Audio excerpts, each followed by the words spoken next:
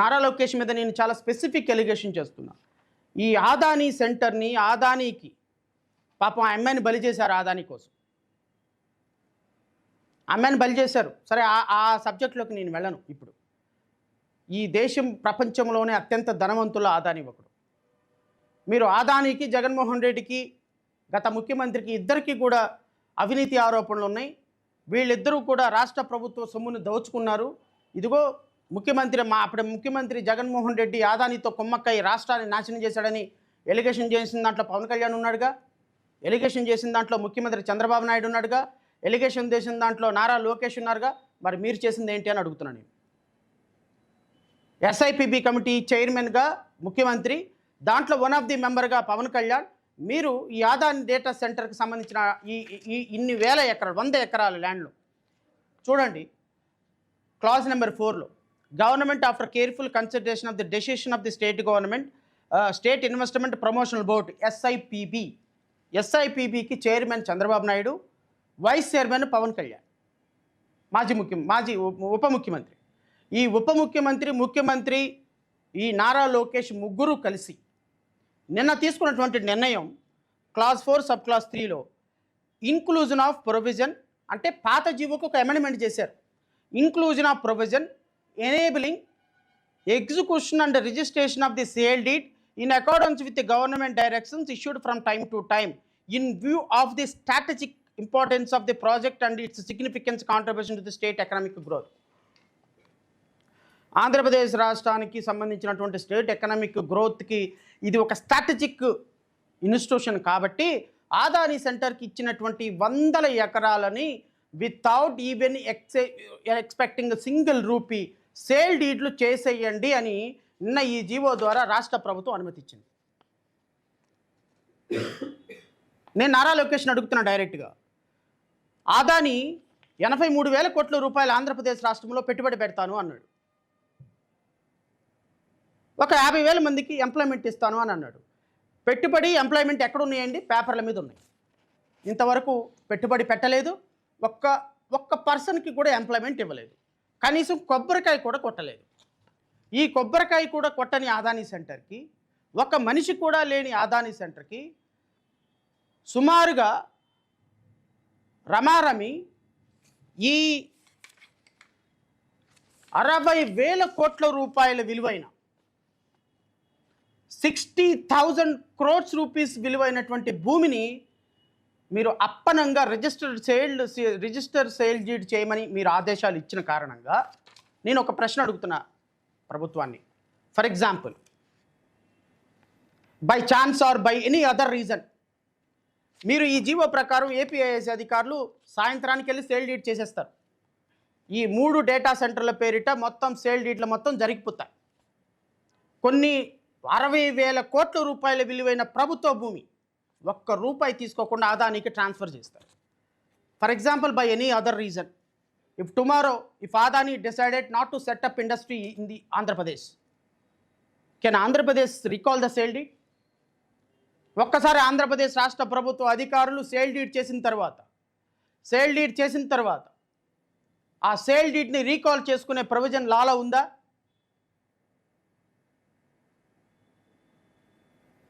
Absolutely లేదు.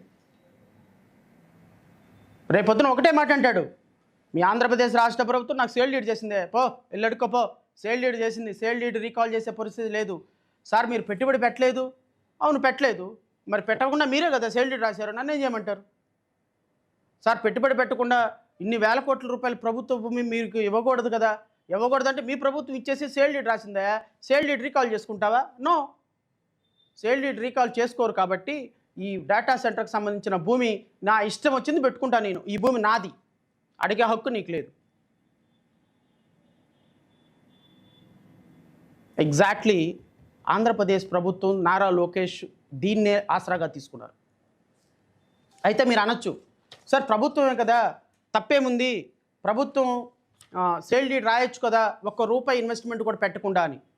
కానీ ఆంధ్రప్రదేశ్ రాష్ట్ర ప్రభుత్వంలో ఇప్పటికిప్పుడు ఎగ్జిస్టింగ్ ఏమైతే రూల్ అయితే ఉందో ఆ రూల్ను కూడా నేను చదివి వినిపిస్తాను రాష్ట్ర ప్రజలకి. GOMs number 117 dated 9/11/2023. ఈ జీవో ద్వారా ఆంధ్రప్రదేశ్ రాష్ట్ర ప్రభుత్వానికి ఇప్పటికున్నటువంటి హక్కు ఏంటి అంటే, ఆంధ్రప్రదేశ్ రాష్ట్ర ప్రభుత్వానికి కేవలం ఒకే ఒక హక్కు మాత్రమే ఉన్నది. ఏంటి అంటే, execution of sale deed after 10 years of successful operation from the date of commercial production without any premium if the project is implemented within the committed timelines. Andhra Pradesh రాష్ట్ర ప్రభుత్వంలో GOMS number 117 dated 9/11/2023 clause number 4 sub clause 2 ప్రకారం ఆంధ్రప్రదేశ్ రాష్ట్రంలో ఉన్న provision ఏంటి అంటే, ఏదైనా ఒక company, for example నేనే వెళ్ళా, నారా లోకేష్ దగ్గరికి వెళ్ళా, సార్ నేను ఒక 50 మందికి ఎంప్లాయ్మెంట్ ఇస్తా, ఒక 100 కోట్లు పెట్టుబడి పెడతా, ఇదిగో నేను ఈ మొబైల్ కంపెనీ కవర్లు తయారు చేసే ప్లాస్టిక్ కేంద్రం పెడతా, నాకు ఒక కంపెనీకి ఇవ్వండి అని చెప్పాను. నాకు కంపెనీ పెట్టడానికి కావాల్సింది అంటే భూమి కావాలి, మిగతా క్యాపిటల్ అదంతా నేనే చూసుకుంటా. ఈ భూమిని నేను నా ఇన్వెస్ట్మెంట్ నేనే పెట్టుకుంటా, నాకు భూమి ఇస్తే చాలు. భూమి లీజుకి ఇస్తానేంటి, సేల్ చేస్తానేంటి? అందుకని ఆంధ్రప్రదేశ్ రాష్ట్ర ప్రభుత్వం ఏం చెప్పింది అంటే, ఏదైనా ఈ రాష్ట్రంలో ఒకళ్ళ కంపెనీ పెట్టడానికి వస్తే ఆ కంపెనీ పెట్టడానికి వచ్చిన వాళ్ళకి కేవలం లీజ్ డీడ్ ద్వారా మాత్రమే 99 ఏళ్ళకి, 33 ఏళ్ళకి, 66 ఏళ్ళకి లీజు మాత్రమే ఇవ్వాలి. ఒకవేళ సేల్ చేయాలి అనుకుంటే ఆ కంపెనీ పెట్టి 10 సంవత్సరాల పాటు నడపాలి. నడిపితే మాత్రమే సేల్ డీడ్ చేసే అవకాశం ఉన్నది. మరి ఆదాని ఒక్క ఇటుక రాయి కూడా వేయకుండా ఈ 60,000 ఎకరాల భూమిని ఆదానికి మీరు ఎలా ట్రాన్స్ఫర్ చేస్తున్నారు? ఎవడబ్బు సొత్తిది?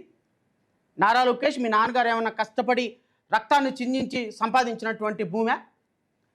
లేకపోతే చంద్రబాబు నాయుడు వాళ్ళ నాన్న ఖర్జూర నాయుడు గారు సంపాదించినటువంటి భూమే?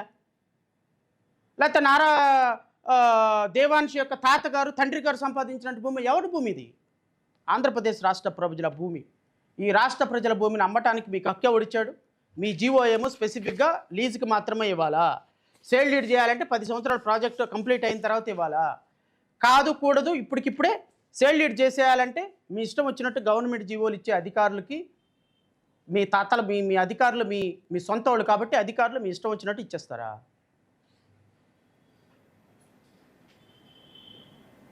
రాష్ట్ర ప్రజలకి ఏం సమాధానం చెప్తారు మీరు? రాష్ట్ర ప్రజలకు మీరు ఏం సమాధానం చెప్పాలనుకుంటున్నారు? రాష్ట్ర ప్రజలకు ఏం సమాధానం చెప్పాలనుకుంటున్నారు? రాష్ట్ర ప్రజల సొమ్ము ఇలాగా మీ ఇష్టం వచ్చినట్టు పప్పు బెల్లాల్లాగా మీరు ఇచ్చేసేయడానికి ఎందుకు అంటే, ఇప్పటి వరకు రాష్ట్ర ప్రభుత్వం 60,000 ఎకరాల ప్రభుత్వ భూమిని దారాదత్తం చేసిన సందర్భంలో రాష్ట్ర ప్రజలకు నేను ఒక మాట చెప్పాలి. వీళ్ళు చేస్తున్నటువంటి దుర్మార్గం ఏంటి అంటే, ఎవరో ఒక XYZ అనుచరుడు ఎవడైనా వచ్చినప్పుడు భూమి ఆయనకి మార్కెట్ వాల్యూ ప్రకారం 10 లక్షలు ఉంటే 50 లక్షలు ఉంటే 10 లక్షలకి, 10 లక్షలు ఉంటే ₹1,00,000 ఇచ్చేస్తున్నారు. ఇచ్చేసి ఈ భూమి ఇప్పుడు నేను ఈ భూమినే ఒక ఆన్సర్గా చెప్తా. ఈ 450 ఎకరాల ప్రభుత్వ భూమిని సేల్ డీడ్ రాయగానే తక్షణమే ఆదాని ఇన్ఫ్రా వాళ్ళు దీనికి ఓనర్లు అయిపోతారు. ఈ 60,000 ఎకరాల వాల్యూ ఉన్నటువంటి ప్రభుత్వ భూమి రిజిస్టర్డ్ అయిపోయిన వెంటనే దీన్ని తీసుకొని వెళ్ళి బ్యాంకుల్లో తాకట్టు పెట్టేస్తారు. ఇక్కడ అదే రాశారు. ఇక్కడ ఏం రాశారు అంటే, inclusion of an enabling provision permitting external commercial borrowings in addition to the existing provision for financing through government India approved financial institutions considering the ultra mega scale of the proposed investment. వీళ్ళు external institutions నుంచి లోన్లు తీసుకొచ్చుకునేదానికి, government approved finance institutions నుంచి లోన్లు తీసుకునేదానికి వీళ్ళకి sale deed రాయమని వాళ్ళు request చేశారంట, వీళ్ళు రాసేసారంట. అంటే అర్థం ఏంటి? ₹1 ఇన్వెస్ట్మెంట్ పెట్టకుండా, ఒక ఇటుక రాయి కూడా వైజాగ్లో, అనకాపల్లిలో, రాంబిల్లో వేయకుండా 60,000 కోట్ల రూపాయల ప్రభుత్వ భూమికి వీళ్ళని ఓనర్లను చేసి, ఈ 60,000 కోట్ల రూపాయల వాల్యూ ఉన్నటువంటి ప్రభుత్వ భూమిని తీసుకొని వెళ్ళి బ్యాంకులో తాకట్టు పెట్టి 80% లోన్ తీసుకొని, ఒక 40,000 కోట్ల రూపాయల లోన్ తీసుకొని నీకెంత నాకెంత అని పంచుకునేటువంటి ఒక కార్యక్రమం ఈ కార్యక్రమం.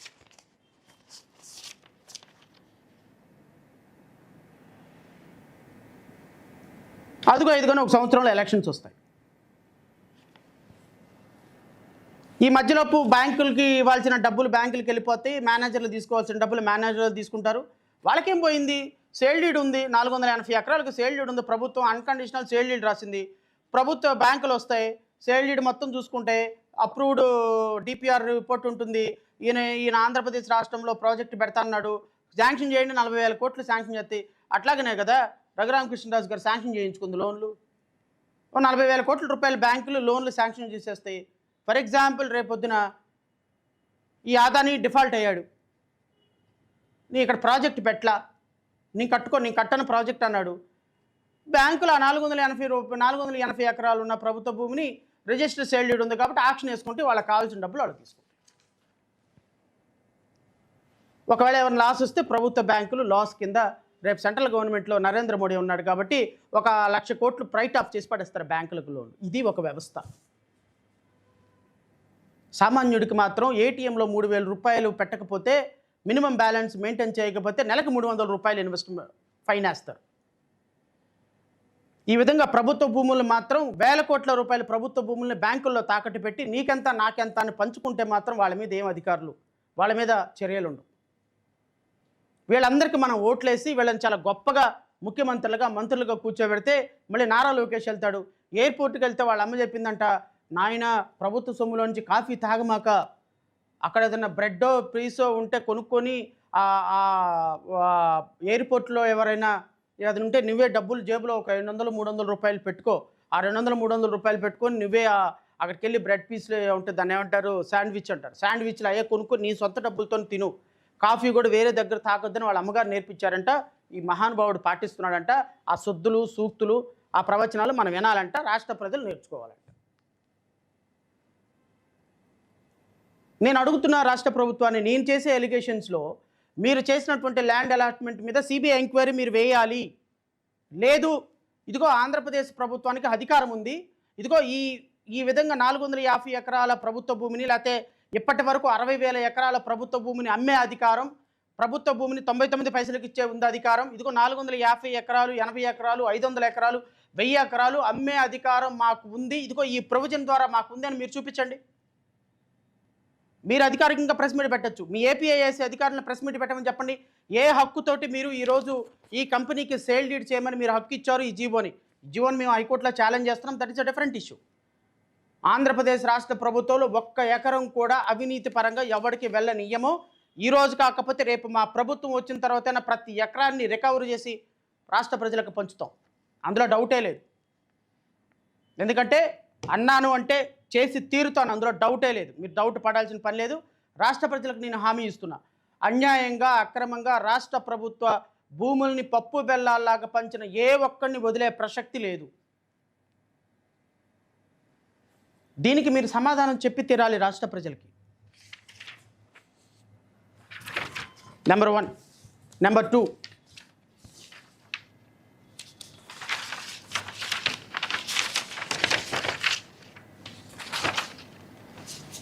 నిన్నటికి నిన్న ఇష్యూ చేసినటువంటి జీవోలు నేను చదివి వినిపిస్తా.